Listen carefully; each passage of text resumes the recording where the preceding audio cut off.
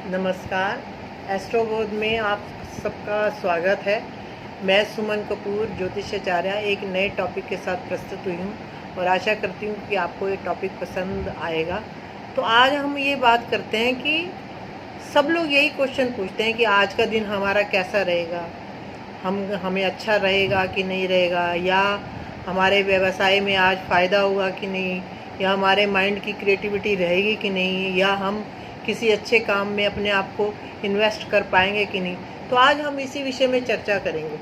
आप सबको पता है कि चंद्रमा हमारे मन का कारक है, हमारी क्रिएटिविटी का कारक है, और अगर हमारा मन खुश होता है तो हम सब कुछ कर लेते हैं, लेकिन अगर जब हमारा मन सैड होता है तो हम कुछ भी नहीं कर पाते। हम ये सब जानते हैं कि चंद्रमा वृषभ राशि में उच्च का होता है और वृश्चिक राशि में नीच का होता है। उसके हमने अलग हम चर्चा कर चुके हैं, लेकिन आज हमारा जो टॉपिक है वो डिफरेंट है। आज हमारा टॉपिक ये है कि हमारा आज का दिन कैसा होगा। आप सबको पता है कि जिस दिन हमारा जन्म होता है उस टाइम जब चंद्रमा जिस नक्षत्र में होता है वो हमारा जन्म नक्षत्र माना जाता है, ठीक है। उसी के बेस पे हम डिसाइड करते हैं कि हमारा दिन कैसा होगा या नहीं होगा। और हम सब जानते हैं कि एस्ट्रोलॉजी के हिसाब से 27 नक्षत्र होते हैं। मैं अब उनका नाम नहीं गिनवाऊंगी क्योंकि आप सब जानते हो उन नक्षत्रों का नाम। तो आज हम एक एग्जाम्पल से शो करेंगे कि हमारा दिन कैसा होगा। मान लो हमारा जन्म कृतिका नक्षत्र में हुआ है, ठीक है। तो जन्म नक्षत्र हमारा कृतिका नक्षत्र हो गया। कृतिका के बाद कृतिका, रोहिणी, रोहिणी, मृगशिरा, आद्रा, पुनर्वसु, पुष्य, अश्लेषा, मघा, पूर्व फागनी, उत्तर फागनी, हस्त, चित्रा, स्वाति, विशाखा, अनुराधा, ज्येष्ठा, ऐसे ही हम रेवती तक गिनेंगे। तो जो जन्म नक्षत्र हमारा कृतिका हुआ तो हमारा जो तारामंडल वो मतलब 7 तारामंडल के हिसाब से हम बताएंगे कि हमारा नक्षत्र कैसे होगा।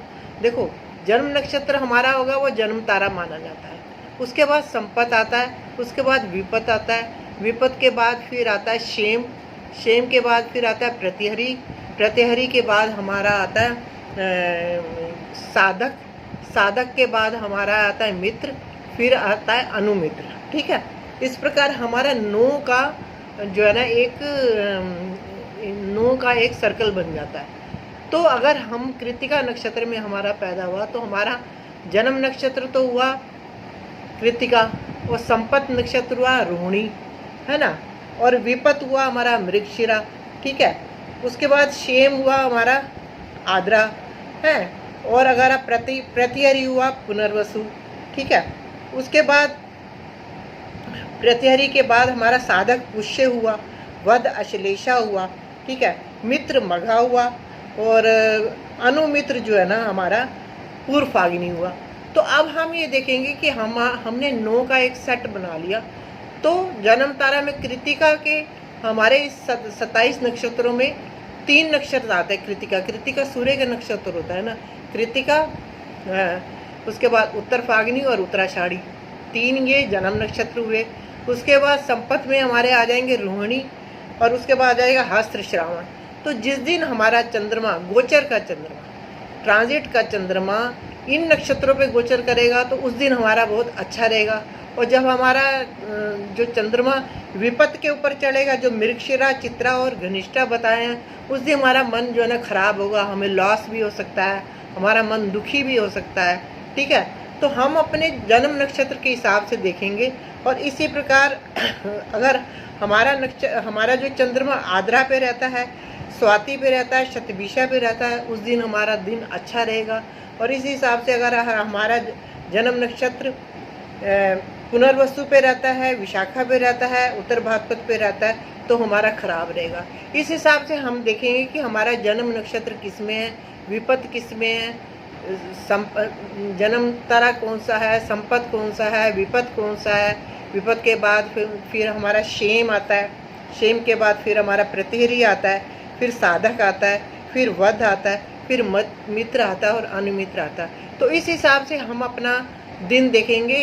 गोचर का चंद्रमा जब जन्म तारा पे गोचर करेगा तो हमारा दिन अच्छा होगा, जब संपत पे करेगा तो हमारा जो दिन होगा वो अच्छा रहेगा। विपत्ति के पे करेगा तो हमारा जो है ना दिन अच्छा नहीं रहेगा। इसी प्रकार हम देखेंगे सारा। और आज के लिए मैं सोचती हूँ कि आपको ये चीज़ समझ आ गई होगी। आज का हमारा टॉपिक इतना ही है कि हमारा दिन कैसा रहेगा। गोचर के चंद्रमा को हम अपने जन्म नक्षत्र पे, संपत्ति पे, विपत्ति पे, सब पे लगा के देखेंगे, जैसे कि मैंने 9 का सेट बताया है।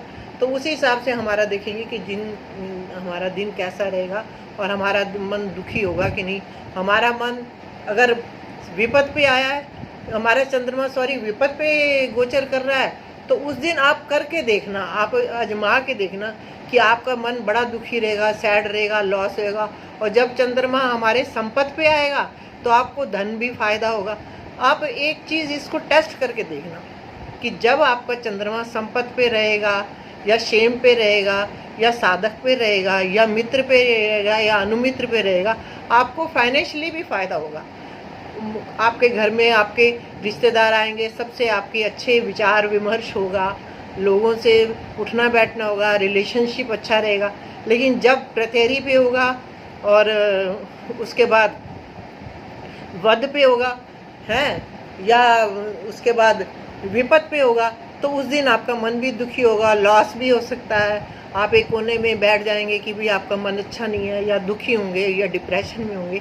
तो आज के लिए इतना, आप इसको टेस्ट करके देखिए और फिर कमेंट बॉक्स में ज़रूर बताइएगा। जल्दी ही मिलते हैं एक नए टॉपिक के साथ। आज के लिए सर इतना ही। Thank you very much.